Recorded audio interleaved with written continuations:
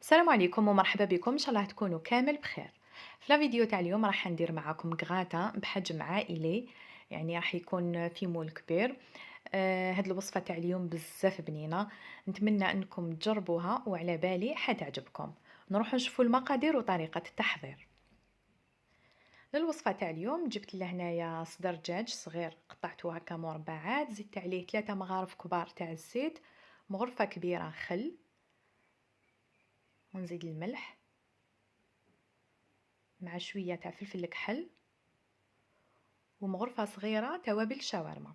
هاد توابل الشاورما ميتباعو، ندي هكا مغرفة صغيرة،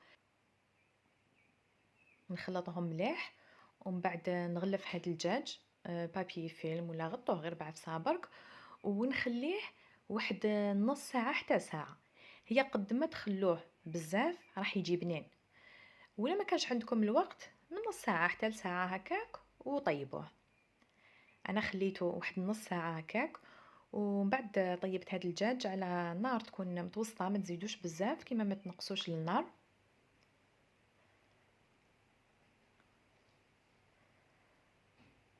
مع الاولى حنقليه غير شوية برك، وزدت عليه حبة بصل صغيرة قطعتها هكا مربعات، مع فص ثوم.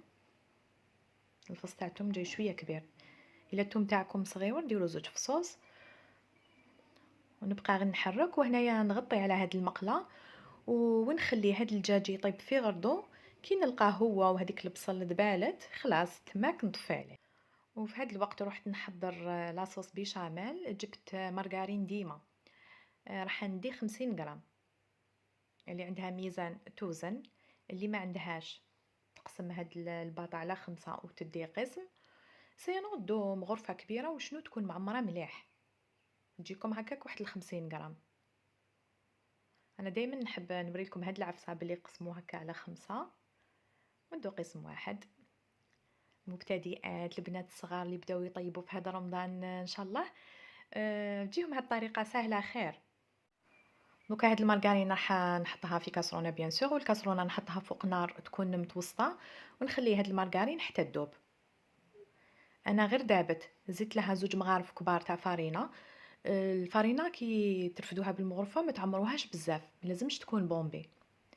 ومن بعد نقليه هنا مليح.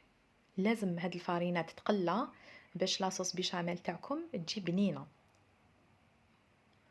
شوفوا هنا كي تقلات زدت لها 2 كيسان تاع حليب يكون دافي ولا تحبوه سخون،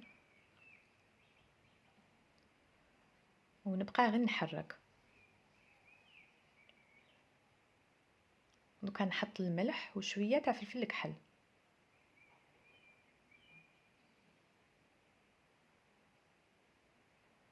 دوكا نبقى غير هكا نحرك في هاد لاصوص حتى نحسها بلي اختارت. متغفلوش عليها، لو كنت تغفلوا عليها تمتم هذيك الفرينه حتهبط وتتحرق كامل. شوفوا هنايا غير دير هذوك النبولات في الطرف خلاص نعرف بلي طابت. دوكا راح نطفي على النار، وزدت شويه تاع فخوماج غابي. هنا حطوا كيما تحبوا مغرفه تحبوا زوج، يعني على حسب نتوما واش تحبوا، على حسب واش يكون عندكم بيان سور. دوكا لاصوص بيشاميل تاعي بعد ما طابت هايليك. الدجاج اللي كنت طيبته تانيك هاوليك بعد ما طاب. قليت تانيك البطاطا، قسمتها هكا على زوج بس نسحق طبقة تكون من تحت وحدة من الفوق. عندي 2 حبات طرشي اللي كنت قليته، ماشي شويته، قليته باش يجي بنين. قشرته وملحته وقطعته هكا رقيق. وعندي هنايا شويه تاع فخوماج غابي. وهنا كي كنت طيبت هذاك الدجاج كي طلق لاصوص ديت منه واحد 2 مغارف حتى 3 مغارف هكاك. نحب هاد لاصوص نخلطها مع لاصوص بيشاميل تجي بنينه. مم البطاطا كي تشربها تجي طريه ما تجيش يابسه. وشنو دو غير شويه ما تكتروش، حق البنه برك. ونحط تانيك شويه تاع لاصوص بيشاميل، ماشي حاجه هكا غير شويه برك ونحركهم.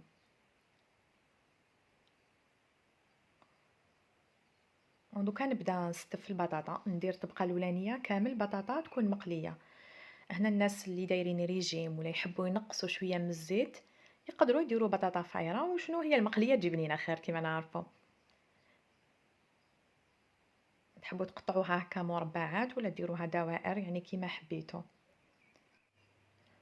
دوكا نحط شويه تاع فرomاج غابي، ما تكتروش انا بزاف، هكا غير شويه برك.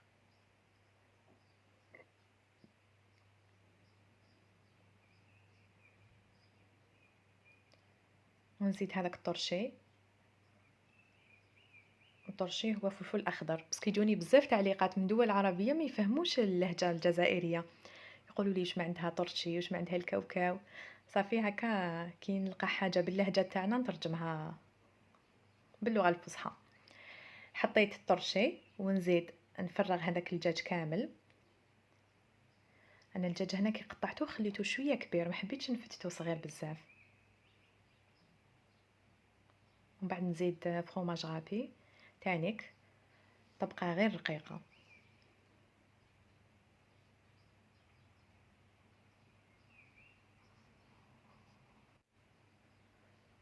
ومن بعد نحط البطاطا اللي بقات لي.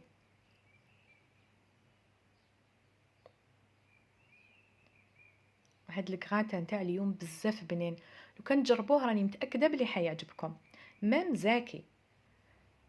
انا خرج لي كميه يعني كبيره الله يبارك. دوكا راح نشد لاصوص بيشاميل تاعي، نعاود نحركها مليح ونفرغها.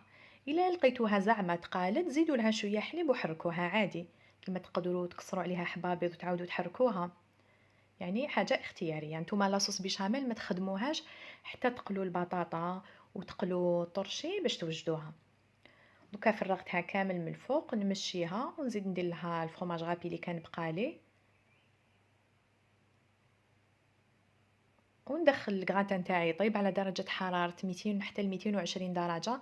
نشعلو من التحت ونعاود نشعلو من الفوق، نحمرو ونوريه لكم كيفاش جا.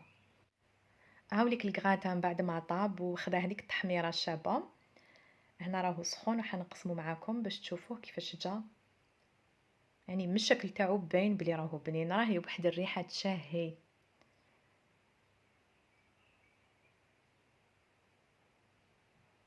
شوفوا كي قسمتو كيفاش جا. ما جاش ناشف، انا ما نحبش الكغاتان اللي يجي ناشف بزاف، ومام كي يبقى لكم زعما يطول وتعاودوا تسخنوه ما راكمش حتلقاوه ناشف. من الشكل تاعو يعني باين راهو بنين، ما كان له نبدا نحكي لكم. ان شاء الله تجربوا هذه الوصفه، وعلى بالي لو كان تجربوها راهي حتعجبكم وتعجب كامل عائلتكم.